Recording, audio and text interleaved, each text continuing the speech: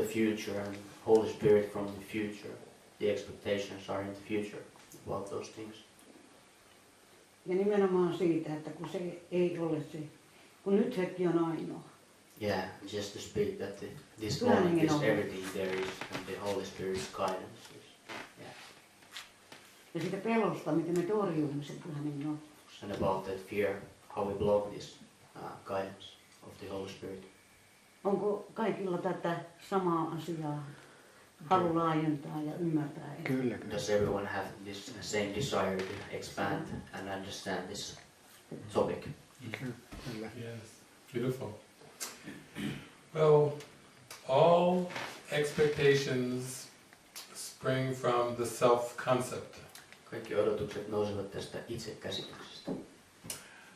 This self-concept is very much identified with the body and the world. Tämä itsekäsitys on sidoksissa voimakkaasti kehoon ja maailmaan. And you might say that this self-concept involves being a doer in a linear world. Ja voisi sanoa, että tähän käsitykseen kuuluu sellainen ajatus, että olet tekijä ajan maailmassa ja lineaarisessa ajassa. So, on the one hand, guidance must be practical to be helpful. Yhdellä tapaa voidaan sanoa, että ohjauksen on oltava käytännöllistä ollakseen avuksi.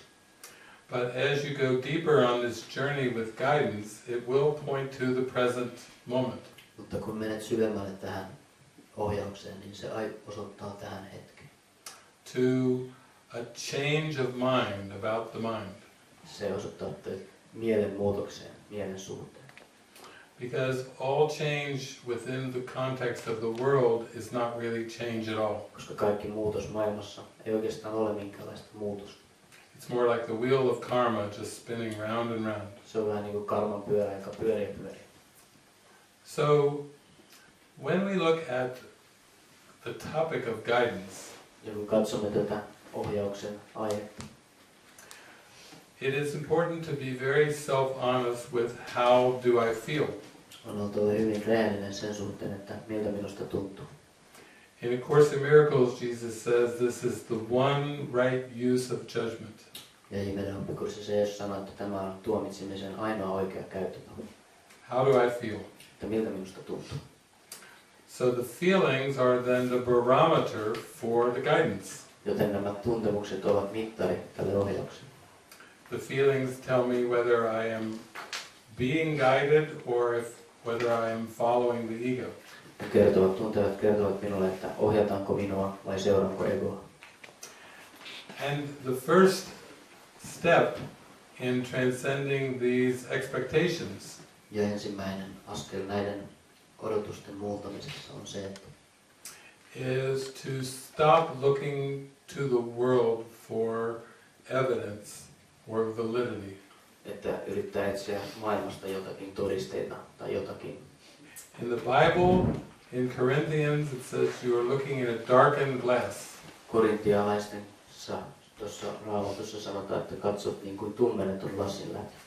And this is a glass of many images and memories. Ja tämä on sellainen lasi, jossa on paljon muistoja ja kuvia. But we can never find our way back to truth through this glass. Mutta tämän lasin kautta emme voi löytää tietä totuuteen.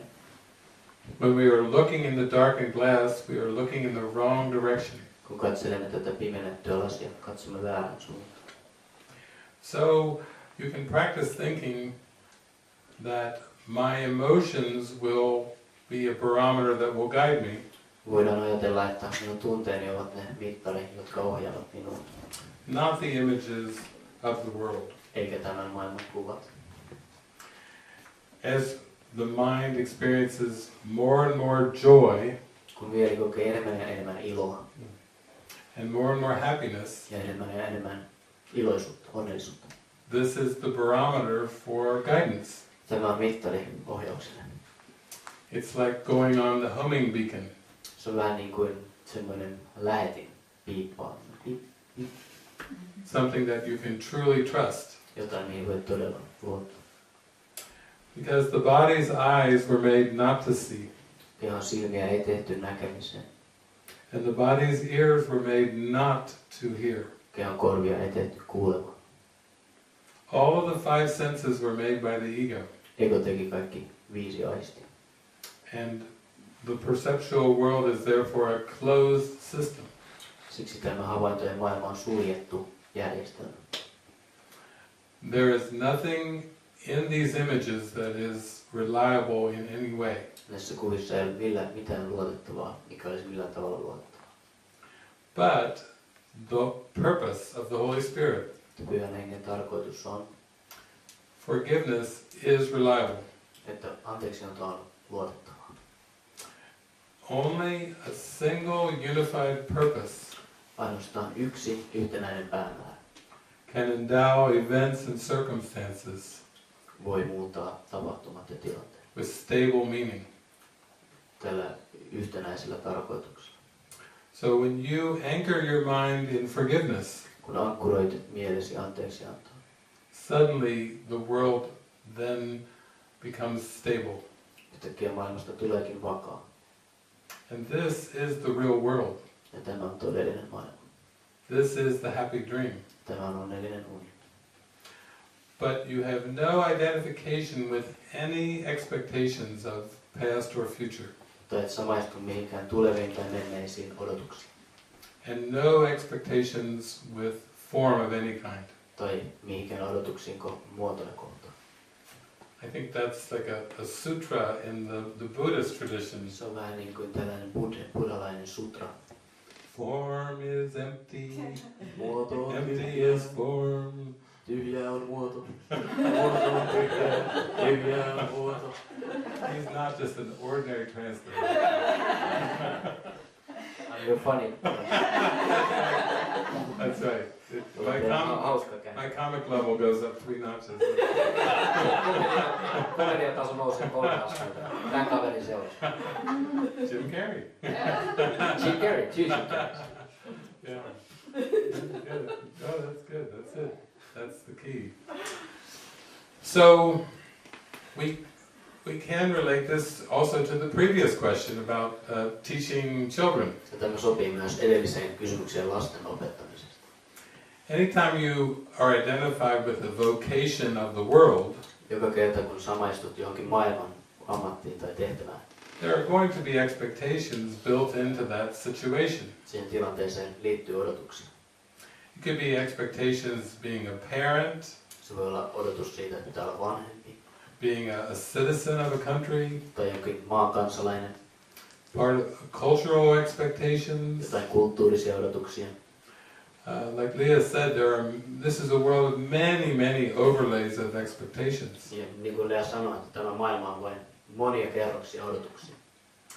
But forgiveness is capable of overlooking them all at once. Mutta anteeksianto pystyy katsomaan näiden kaikkien ohiksi kerralla.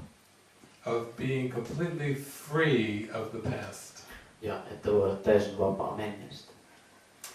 All of the expectations come from the past. Kaikki odotukset liittyvät menneisyyteen ja tulevat sieltä. And the teachings of Jesus are that the past is gone. Ja Jeesus opettaa, että mennyt on mennyttä. The past is gone, it can touch me not. Ja se on mennyttä, eikä se voi minua koskettaa. So this dream world is an attempt to live in the past Tämä unien maailma on sellainen yritys elää menneessä, instead of releasing it. sen sijaan, että se vapautettaisiin. People talk about addictions like alcohol and different drugs. Ihmiset puhuvat addiktioista, niin kuin huumeisiin tai alkoholiin. But really there is only one addiction, Mutta oikeastaan on vain yksi addiktio. and that is to judgment. Se on tuomitsemiseen. And all of these judgments are the past. Ja kaikki tuomitseminen on menneet. Christ, in the holy instant, is free of judgments. Kristus ja Pyhä Henki on vapaa tuomiosta. Christ is free of expectations. Kristus on vapaa kaikista odotuksista. Many people remember the time when Jesus went to the wedding feast. Monet ihmiset muistavat sen, kun Jeesus meni tähän hääjuhlaan. And Jesus turned the water into wine. Ja hän muutti veden viiniksi.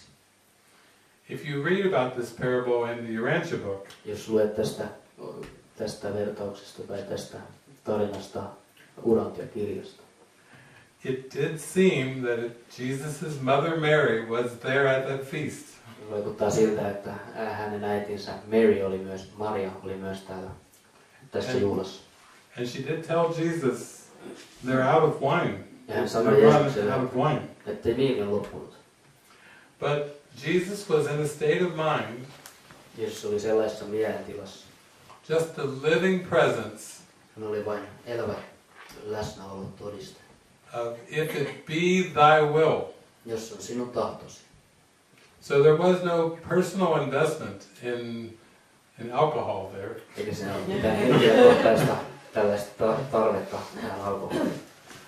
Jesus was simply living, if it be thy will. Hän eli vain ja sanoi, että jos on sinun tahtosi, hän eli sitä. And Tapahtukoon tahtosi. that's the way it is with everything that seems to happen in this world. Sama on myös minkä tahansa kanssa, mikä näyttää tapahtuvan tässä maailmassa. Nothing could even seem to happen Mitään ei edes voi näyttää tapahtuvan, without there being a decision in the mind. ilman että mielessä on näin päätetty. Ja mielessä on päätetty. There is no such thing as accidents Ei ole sellaisia kuin onnettomuuksia tai vahinkoja or luck tai onnea. or something being fortunate or unfortunate. Tai että joku on onnekas tai epäonnekas. Everything that even seems to occur Mitä tahansa näyttää tapahtuvan, is the result of a choice in the mind. on seurausta valinnasta, joka on tapahtunut mielessä. And this is why we are told in A Course in Miracles, Siksi ihmeiden oppikurssissa sanotaan, my brother, choose again. minun veljeni, valitse uudelleen. We are receiving instruction in decision making. Saamme ohjeita tässä päätöksenteossa. So as long as we believe things about the world, Niin kauan kuin uskomme asioita maailmasta, the world will reflect those back to us. maailma heijastaa ne meille